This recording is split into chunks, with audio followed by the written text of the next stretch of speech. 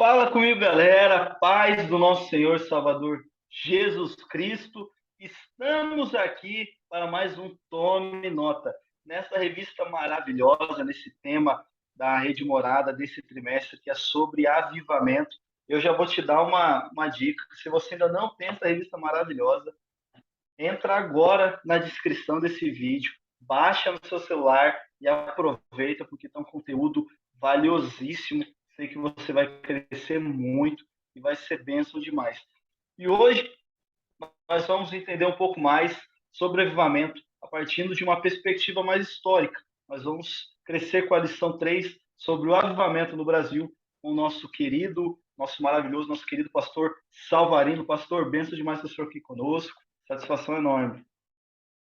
Amém, irmão Mateus. É um prazer também, uma alegria participar com vocês desta gravação aí deste vídeo e falarmos de um assunto tão nosso, né, que é avivamento. Amém, glória a Deus. Um assunto que cada dia tem se demonstrado mais, aparentemente mais necessário, né? A igreja parece que tem ansiado, precisado cada dia mais, pelo menos a nossa igreja no Brasil, desse avivamento. E eu queria começar essa conversa com o senhor justamente entendendo mais o que seria em si o avivamento, né? Nós falamos tanto sobre avivamento e como o senhor definiria esse termo, como o senhor definiria todo esse agir de Deus que nós chamamos de avivamento. Sim, irmão Mateus. Então vamos lá. Quando consultamos o hebraico Antigo Testamento e também o grego Novo Testamento, a palavra avivar tem o mesmo sentido. E o sentido é trazer a vida, preservar a vida. Então, avivamento traz esse sentido de viver, reviver, trazer a vida e preservar a vida. E eu lembro aqui o apóstolo Paulo, aos Efésios, capítulo 2, quando ele fala que estávamos mortos em nossos delitos e pecados, mas Deus, pelo seu grande amor, nos deu vida em Cristo Jesus. Deus nos deu vida em Cristo Jesus. E eu lembro também, falando de Jesus, Jesus disse certa vez aos saduceus que Deus não é Deus de mortos, Deus é Deus de vivos. Então, esse assunto do avivamento, ele é muito interessante porque não diz respeito ao mundo, porque o mundo jaz no maligno. O mundo continua o seu ciclo, vamos dizer assim, normal, alienado de Deus, afastado de Deus, e, nesse sentido, não entende as coisas do Espírito, não é? As coisas de Deus. E avivamento, portanto, é somente para quem foi avivado no sentido de trazer a vida, viver novamente em Cristo Jesus. Então, avivamento é algo que acontece unicamente no meio do povo de Deus. O Espírito Santo renova, reaviva e desperta o crente que está acomodado, sonolento.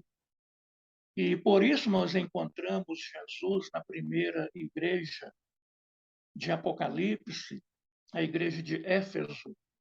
Jesus exorta e fala: arrepende-te e volta à prática do primeiro amor. Então, avivamento, o avivar, é esse sentido de trazer a vida, preservar a vida e estar envolvido numa ação de vida com Deus. E eu cito aqui, por exemplo, o Dr. Martin Lloyd Jones.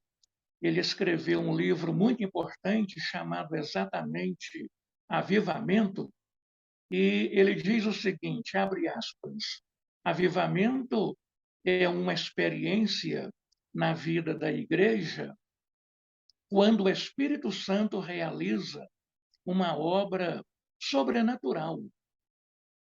O Espírito Santo realiza essa obra, primeiramente entre os membros da igreja, é um reviver dos crentes. Então, é um reviver, avivamento, trazer de volta a vida. Não se pode reviver, lembra Martin Lloyd Jones, algo que nunca teve vida. Assim, por definição, irmão Mateus, o avivamento é, primeiramente, uma vivificação, um revigoramento, um despertamento de membros de igreja que se acham letárgicos, dormentes, acomodados e, portanto, até mesmo perto de ficar sem vida. Então, avivamento é trazer a vida, é reviver em Cristo e no sentido de preservar essa vida. E avivamento, irmão Mateus, está intrinsecamente ligado à Bíblia, à palavra de Deus. O padrão bíblico de avivamento é a Bíblia. Uma vez que a Bíblia é a nossa única regra de fé e prática, é a Bíblia e somente a Bíblia que nos pode dar a direção certa desse assunto, o avivamento. Então, nós não vamos aprender e nem receber avivamento vindo de outra fonte, vindo, por exemplo, de nossas próprias experiências. Hoje se vive muito um lado cristão focando a experiência pessoal, e essa experiência ela só tem sentido tendo como base a palavra de Deus, a inspiração do Espírito Santo e, portanto, a Bíblia é a nossa regra de fé e prática e a direção nesse assunto.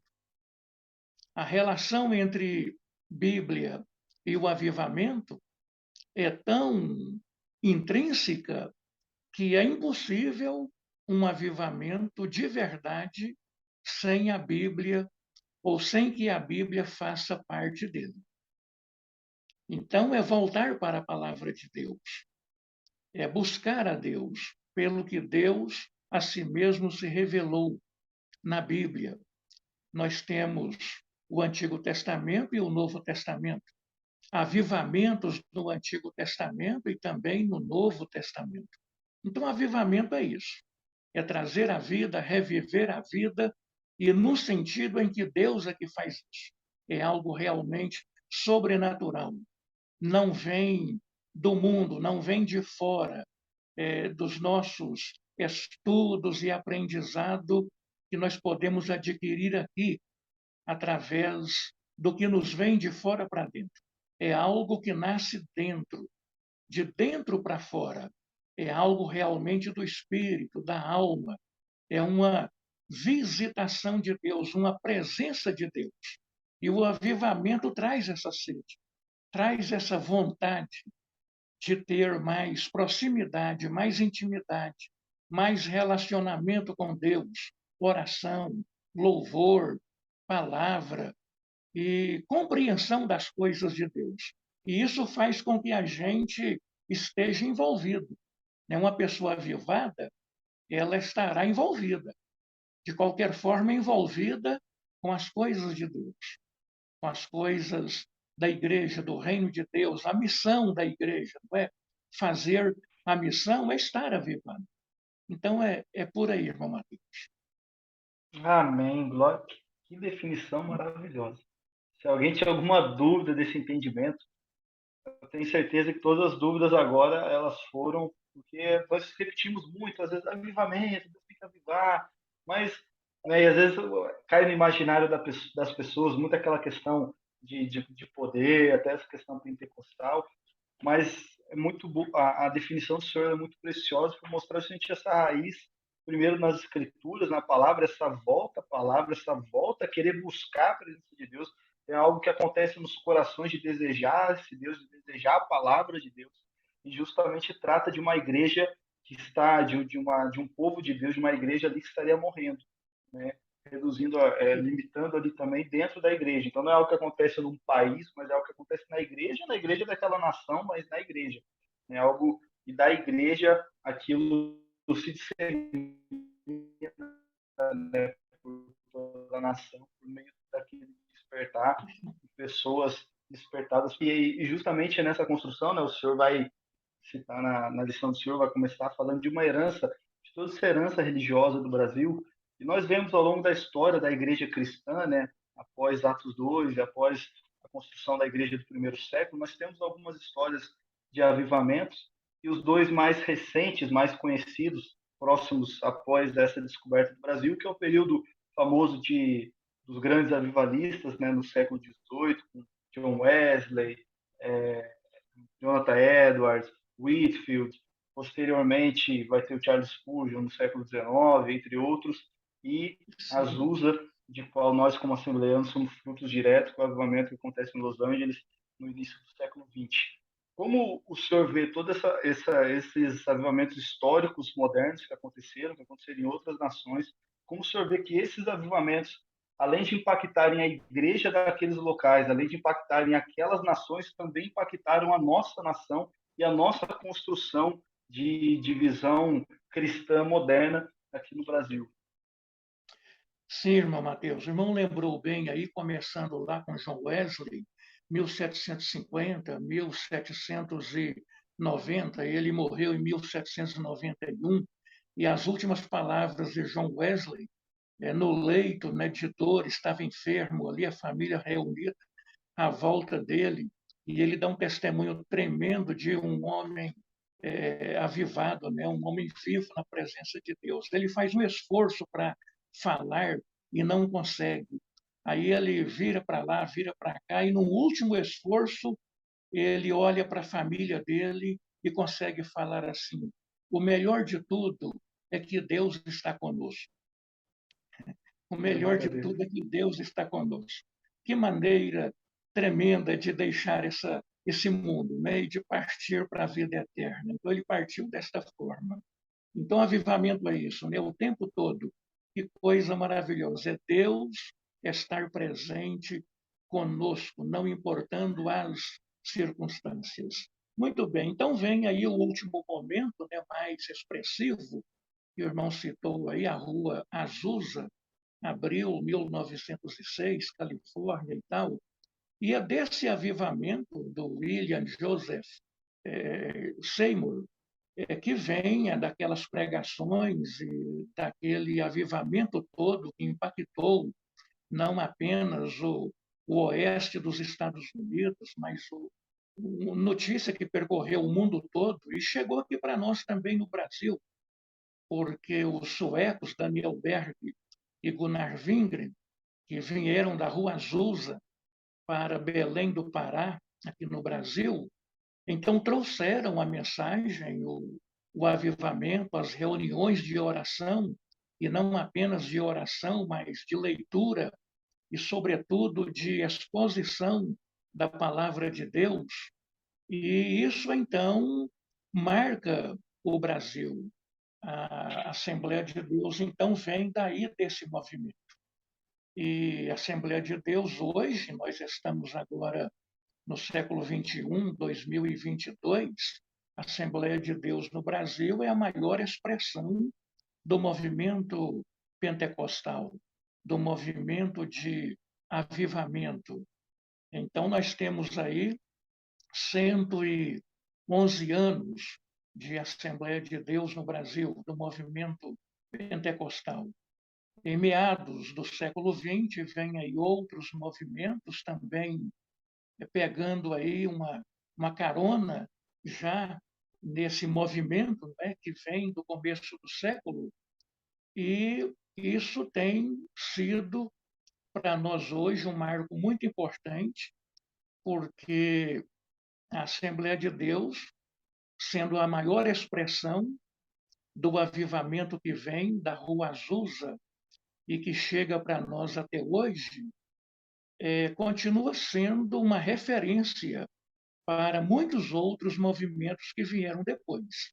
Eu tive o privilégio, por exemplo, de conhecer, de almoçar junto e estar junto durante aí um bom tempo o missionário norte-americano pastor Paul Nathan Lewis, que foi fundador de Asas de Socorro aqui em Anápolis, juntamente com o missionário Elder Larsen, e já voltaram para os Estados Unidos e não estão mais aqui. Enfim, foi uma época que passou e eu venho de um avivamento, irmão Mateus, da década de 70, onde esses missionários participaram de cultos conosco.